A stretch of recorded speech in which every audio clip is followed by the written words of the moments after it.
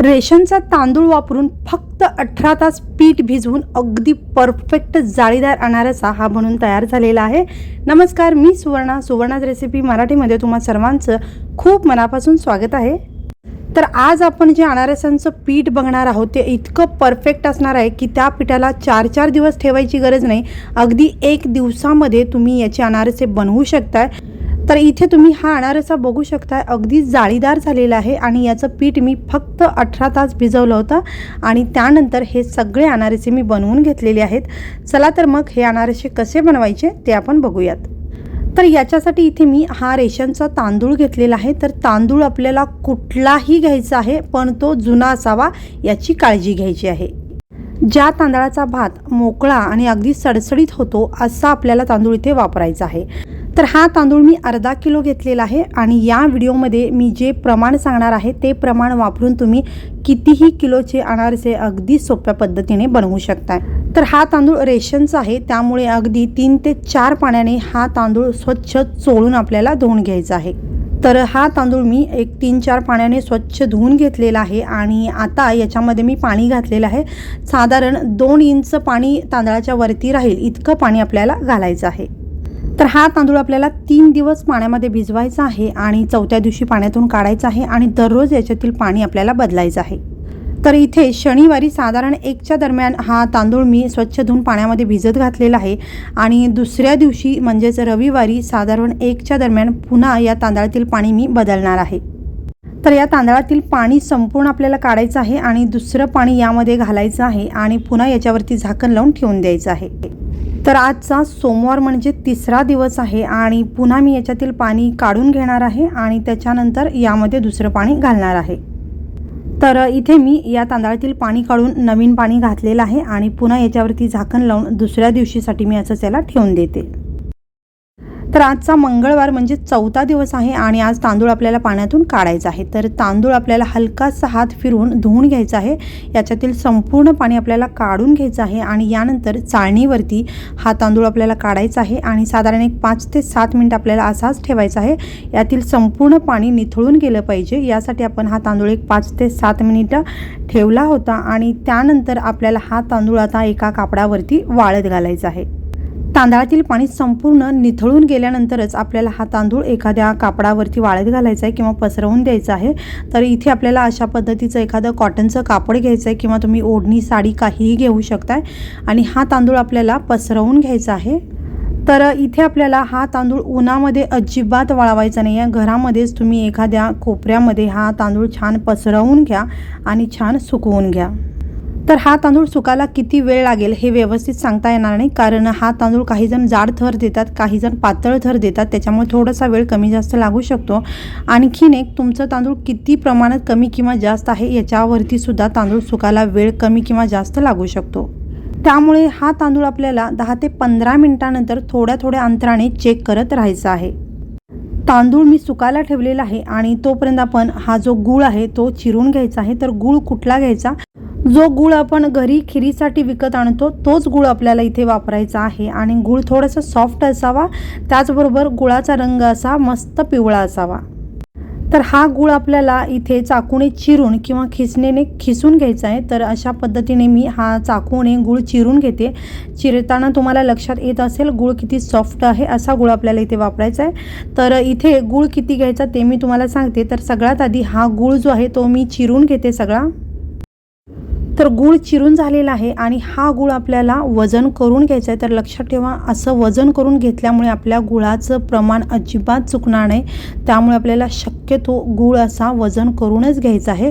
तर तुमच्याकडे असं वजन काटा नसेल तर तुम्ही दुकानातून आणतानाच तुम्हाला जेवढा गूळ लागणार आहे तेवढाच वजन करून आणा। तर इथे आपल्याला अर्धा किलो तांदळासाठी 350 ते 400 ग्राम गूळ लागणार आहे।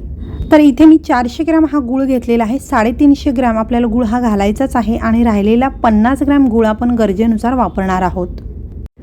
साधारण 15 मिनिटानंतर हा तांदूळ मी चेक करते आणि तांदळावरती हात फिरवल्यानंतर तुम्हाला ओलसरपणा अजिबात जाणवणार नाही. अगदी 2-3 तांदळाचे कण तुमच्या हाताला चिटकून राहतील आणि तांदूळ हातामध्ये दाबल्यानंतर असा थोडासा तांदूळ हातामध्ये चिटकतो. तर हा तांदूळ आता मिक्सरला फिरवण्यासाठी अगदी परफेक्ट असा तयार आहे. तर लगेचच आपण हा तांदूळ मिक्सरला फिरवून घेऊयात.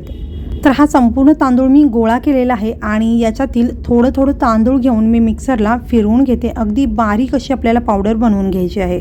तर हे तांदूळ आपल्याला थोडं थोडं घेऊन मिक्सरला फिरवून घ्यायचं आहे. यानंतर इथे मी परात घेतलेली आहे आणि बारीक अशी ही मैद्याची चाळण घेतलेली आहे. याच्यामध्ये आपण मिक्सरला फिरवलेलं पीठ घालायचं आहे. अगदी छान बारीक केलेलं आहे मी. तर आता हे पीठ आपल्याला चाळून घ्यायचं आहे. चाळून घेतल्यानंतर याच्यामध्ये तांदळाचा जो रवा शिल्लक राहतो तो आपल्याला पुन्हा मिक्सरच्या भांड्यामध्ये काढायचा आहे आणि राहिलेलं तांदूळ पुन्हा याच्यामध्ये थोडं थोडं घालायचं आहे आणि पुन्हा मिक्सरला फिरवून घ्यायचं आहे. याच पद्धतीने राहिलेल्या तांदळाचा रवा आणि राहिलेलं तांदूळ असं थोडं थोडं मिक्स करत आपल्याला संपूर्ण तांदूळ जे आहे मिक्सरला फिरवून घ्यायचं आहे. तर इथे मी सगळं तांदूळ याच पद्धतीने मिक्सरला फिरवून घेतलेलं आहे आणि संपूर्ण पीठ अशाच पद्धतीने चाळून घेतलेलं आहे. अगदी 2 चमचे रवा जो राहिला होता तो मी बाजूला ठेवलेला आहे. तो रवा आपल्याला यामध्ये अजिबात मिक्स करायचा नाही आहे. तर हे पीठ आपलं मस्त असं तयार झालेलं आहे. तर ही आपली पिठी अगदी परफेक्ट तयार झाली आहे. कसं ओळखायचं, तर या पिठाचा थोडासा हातामध्ये मुटका बनवून बघा. असा मुटका तयार झाला की हे पीठ आपलं परफेक्ट तयार झालं आहे असं समजायचं. तर आता आपण या पिठामध्ये गूळ मिक्स करून घेणार आहोत. तर इथे मी हा जो गूळ आहे चिरून घेतला होता. 400 ग्रॅम हा मी गूळ घेतला होता. तर साधारण 350 ग्रॅम मी गूळ यामध्ये मिक्स करून घेते आणि पीठ जर मला कोरडं वाटलं तर राहिलेलं 50 ग्रॅम गूळ मी यामध्ये घालणार आहे. पिठामध्ये ओलसरपणा किती आहे किंवा गूळ कितपत मऊसर आहे यावरतीच राहिलेल्या 50 ग्रॅम गुळाचं प्रमाण कमी जास्त होऊ शकतं. साधारण 350 ग्रॅम गूळ मी हा पिठामध्ये मिक्स केला आणि पीठ अजूनही माझ्या हाताला कोरडं लागत होतं. त्यामुळे मी राहिलेला 50 ग्रॅम गूळ पुन्हा या पिठामध्ये मिक्स करून घेते. गूळ संपूर्ण पिठाला एकसारखा लागला पाहिजे अशा पद्धतीने आपल्याला हा गूळ पिठाला व्यवस्थित असा चोळून घ्यायचा आहे. पिठाच्या प्रत्येक कणाला गूळ व्यवस्थित लागला पाहिजे. जर पीठ कोरडं राहिलं तर त्या पिठाला बुरशी येण्याची शक्यता असते. तर इथे व्हिडिओमध्ये मी दाखवत आहे त्या पद्धतीने तुम्ही हातावरती अशा पद्धतीने हे पीठ आणि गूळ व्यवस्थित चोळून घ्या आणि तुम्ही बघू शकताय हा याचा गोळा अशा पद्धतीने बनत आहे. म्हणजे पीठ आपलं परफेक्ट तयार आहे. गुळाचं अगदी योग्य प्रमाण आपल्या पिठामध्ये पडलेलं आहे. तर इथे मी संपूर्ण पीठ व्यवस्थित असं मळून घेतलेलं आहे आणि मस्त असा याचा गोळा बनून तयार झालेला आहे. असा गोळा होणं खूप गरजेचं आहे. त्याच्यामुळे हातावरती पीठ घेऊन व्यवस्थित चोळून घ्या आणि त्याचा असा गोळा बनवून घ्या. तर अगदी परफेक्ट असा हा गोळा बनवून तयार झालेला आहे. यामध्ये दूध, तूप किंवा केळी याचा कुठलाही वापर आपण केलेला नाही आहे. तरीही अगदी परफेक्ट असा हा गोळा बनवून तयार झालेला आहे. तर आता आपल्याला हे पीठ मुरवण्यासाठी ठेवायचं आहे. तर याचे मी 4 गोळे बनवून घेते. तुम्ही हवं तर एकच गोळा बनवून ठेवला तरी चालेल. एकाच वेळेला आपण सगळे अनारसे बनवणार नसाल तर अशा पद्धतीने गोळे बनवून ठेवलात तर एका वेळेला एक आपल्याला असा हा गोळा उचलून घेता येतो. यासाठी आपल्याला असा हा गोळा बनवून ठेवायचा आहे. नाही बनवून ठेवला, एकच गोळा बनवला आणि त्याच्यातील गरजेनुसार पीठ काढून घेतला तरीही चालेल. तर इथे मी 4 हे गोळे बनवलेले आहेत. तर हे पीठ एका दिवसात अनारसे तयार करण्यासाठी तयार आहे. हे ओळखायचं कसं ते मी तुम्हाला पुढे सांगते. तर आता या गोळ्यांचा तुम्ही आकार बघू शकता. छान गोल गरगरीत आहेत आणि सेट झालेले आहेत. 2 ते 3 मिनिटांमध्ये या गोळ्यांचा आकार बदलतो. हे थोडेसे पसरट दिसायला लागतात तेव्हा ओळखायचं हे पीठ आपलं 1 दिवसात अनारसे करण्यासाठी तयार आहे. तर इथे मी तुमच्याशी बोलत आहे तोपर्यंतच याचा आकार बदललेला आहे आणि तुम्ही बघू शकता थोडेसे पसरट असे हे अनारसांचं पीठ आहे ते दिसत आहे. तर ही खूण आहे. परफेक्ट आपलं अनारसांचं पीठ तयार झालेलं आहे. गुळाचं प्रमाण अगदी योग्य पडलेलं आहे आणि याचे अनारसे अगदी परफेक्ट होणार आहेत. तर तुमचं ही पीठ मुरवायला ठेवायच्या आधी असं पसरलं की ओळखायचं आपल्याला लगेचच दुसऱ्या दिवशी अनारसे याचे बनवायला येऊ शकतात. तर आता या डब्याला मी झाकण लावते आणि हा डबा आपल्याला फ्रीजमध्ये ठेवायचा नाही आहे. तर किचनमध्येच रूम टेम्परेचरवरती तुम्ही कुठेही हा डबा ठेवू शकताय. तर मंगळवारी दुपारी साधारण 2च्या दरम्यान मी या डब्याला झाकण लावून हा डबा किचनमध्येच ठेवलेला आहे आणि बुधवारी सकाळी साधारण 8च्या दरम्यान मी हा डबा उघडलेला आहे आणि तुम्ही हे पीठ बघू शकताय. तर हे अजून जास्त पसरलेलं आहे. अगदी परफेक्ट असं हे पीठ अनारसे बनवण्यासाठी तयार झालेलं आहे. तर हे पीठ मी फक्त 18 तास मुरवून घेतलेलं आहे आणि बघू शकता अगदी परफेक्ट असं हे पीठ आपलं बनून तयार झालेलं आहे. तर या पिठाचे अनारसे आपण आता लगेच करू शकतो. अगदी परफेक्ट आणि छान अनारसे तयार होतात. तर असं पीठ आपलं झालं पाहिजे. तर आता या पिठातील एक गोळा मी काढून घेते आणि त्या पिठाचे मी तुम्हाला अनारसे बनवून दाखवते. तर इथे मी एक गोळा हा काढून घेते आणि राहिलेलं पीठ जे आहे तर याला आता बाहेर ठेवायची गरज नाही आहे. छान पीठ मुरलेलं आहे. तर एका दिवसात हे पीठ तयार झालेलं आहे आणि मी आता याला झाकण लावणार आहे आणि हा डबा मी फ्रीजमध्ये आता ठेवणार आहे. तर पुढचे 3 दिवस मला बाहेर ठेवायची गरज नाही आहे, कारण हे पीठ आता तयार झालेलं आहे आणि याला झाकण लावून मी फ्रीजमध्ये हा डबा ठेवून देते आणि पुढच्या वेळेला जेव्हा गरज पडेल त्यावेळेला हा डबा काढून आपण याचे अनारसे बनवू शकतो. तर हे पीठ आपल्याला थोडंसं मळून घ्यायचं आहे आणि आता याचे गोळे आपल्याला बनवून घ्यायचे आहेत आणि अनारसे थापून घ्यायचे आहेत. तर अनारसे बनवताना आपल्याला गोळे खूप मोठे किंवा छोटे करायचे नाही आहेत. पेढ्यांच्या आकाराचे आपल्याला हे गोळे बनवून घ्यायचे आहेत. तर इथे मी हे 4 गोळे तुम्हाला बनवून दाखवते. तर या पद्धतीने आपल्याला सगळे गोळे बनवून ठेवायचे नसतात. तर पिठातूनच आपल्याला प्रत्येक वेळी एक एक गोळा घेऊन अनारसा थापून घ्यायचा असतो. तर या पिठाचे मी जे गोळे बनवत आहे यावरून तुमच्या लक्षात आलं असेल पीठ अगदी परफेक्ट तयार झालेलं आहे. यामध्ये आपण तूप, दूध किंवा केळ काहीच नाही वापरलेलं आहे. फक्त गुळाचं प्रमाण योग्य असायला पाहिजे, मग आपलं पीठ अगदी छान तयार होतं. अनारसे थापण्यासाठी एखादी प्लास्टिकची पिशवी आपल्याला कट करून घ्यायची आहे आणि या पिशवीला आपल्याला थोडंसं तेल लावून घ्यायचं आहे. या ठिकाणी तुम्ही तेलाची पिशवी कट करून वापरला तरी चालेल, म्हणजे हे जास्तीचं तेल लावायची गरज नाही. किंवा एखाद्या प्लेटवरती सुद्धा तुम्ही हा अनारसा थापून घेऊ शकता. तर इथे आपल्याला खसखस सुद्धा लागणार आहे अनारसा घोळवण्यासाठी. तर ही खसखस मी या कागदावरतीच कडेला थोडीशी काढून घेते आणि एक गोळा मी या खसखसमध्ये घोळवून घेतलेला आहे आणि आपल्याला पुन्हा हाताला थोडंसं तेल लावून घ्यायचं आहे बोटांना आणि त्यानंतर आपल्याला बोटाच्या साह्याने हा अनारसा थापून घ्यायचा आहे. पीठ अगदी व्यवस्थित पसरलं जात आहे, याचा अर्थ हे पीठ आपलं बरोबर तयार झालेलं आहे आणि अनारसा अगदी छान तयार झालेला आहे. तर खूप पातळ किंवा खूप जाडसर आपल्याला अनारसा थापायचा नाही. अगदी मध्यम असा हा अनारसा आपल्याला थापून घ्यायचा आहे.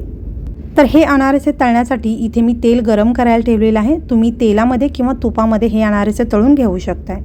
हे तेल आपल्याला हलकंसं गरम करून घ्यायचं आहे आणि गॅस आपल्याला बारीक ठेवायचा आहे आणि बारीक गॅसवरती सगळे अनारसे आपल्याला तळायचे आहेत. हे तेल किती गरम असावं यासाठी मी पिठाचा एक तुकडा तेलात टाकून तुम्हाला दाखवते आणि हे पीठ जे आहे अगदी सावकाश वरती आलं पाहिजे. तर असं तेल आपल्याला गरम करून घ्यायचं आहे. तर अगदी परफेक्ट असं हे तेल गरम झालेलं आहे आणि आता थापून घेतलेला अनारसा आपल्याला तेलामध्ये सोडायचा आहे. खसखस लावलेली बाजू आपल्याला वरती करायची आहे आणि तेलामध्ये हा अनारसा सोडल्यानंतर लगेचच झारा लावायचा नाही आहे. हलकासा अनारसा वरती यायला सुरुवात झाली की झाऱ्याने या अनारशावरती थोडं थोडं अशा पद्धतीने तेल टाकत राहायचं आहे, म्हणजे वरची बाजूसुद्धा व्यवस्थित तळली जाते. तर हे अनारसे आपल्याला एकाच बाजूने तळायचे आहेत, हे लक्षात ठेवा. वरची बाजू आपल्याला अशाच पद्धतीने तेल टाकत तळून घ्यायची आहे.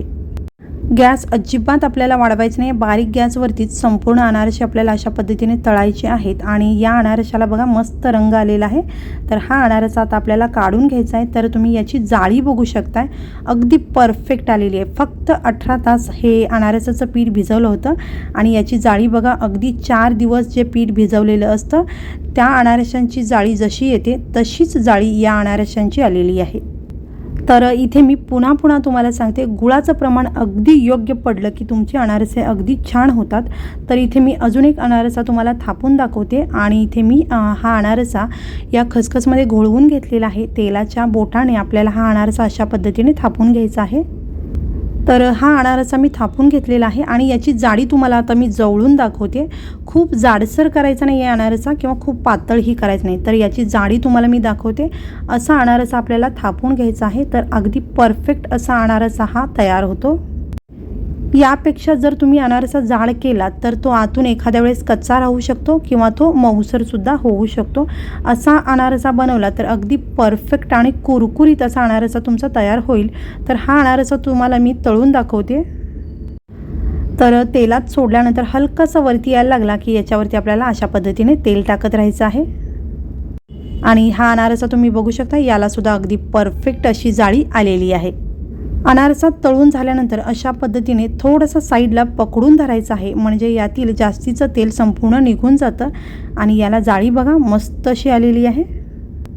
तर इथे या अनारशांची जाळी मी तुम्हाला थोडीशी जवळून दाखवते. तुम्ही बघाल की मस्त अशी जाळी या अनारशांना आलेली आहे.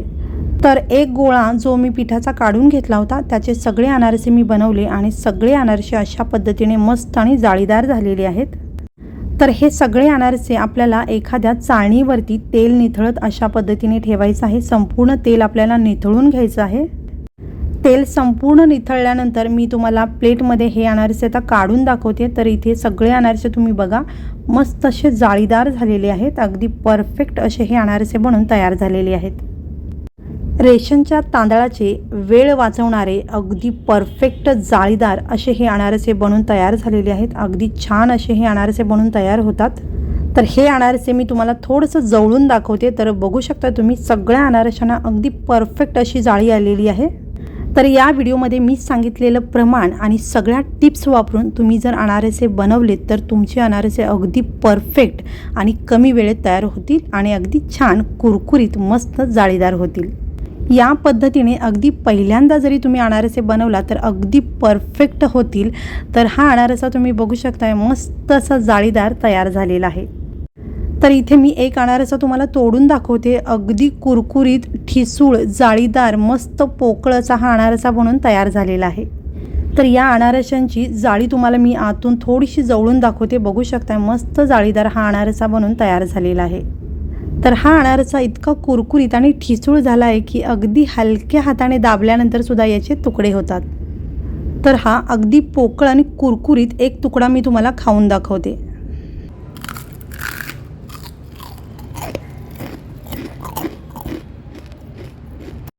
तर आवाजावरून तुमच्या लक्षात आलं असेल अगदी कुरकुरीत असे हे अनारसे बनून तयार झालेले आहेत. तर या पद्धतीने तुम्ही हे अनारसे जरूर करून बघा. आणि तुम्हाला हा व्हिडिओ जर आवडला असेल तर व्हिडिओला लाईक, शेअर आणि चॅनलला सबस्क्राईब करा. व्हिडिओ पाहिल्याबद्दल खूप धन्यवाद.